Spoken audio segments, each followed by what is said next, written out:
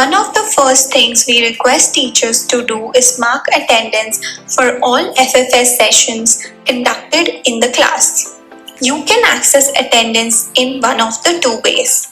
First, from the feed page, click Mark Session. Second, go to the growth page. Under the class attendance, click Mark Session.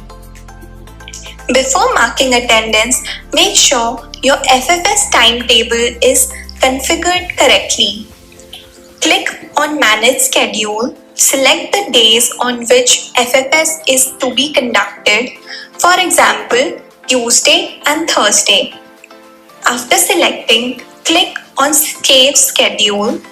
The system will automatically create attendance entries for all scheduled FFS sessions throughout the year. Whenever you conduct a FFS session, click on the schedule date. A pop-up will appear asking, did you conduct the session?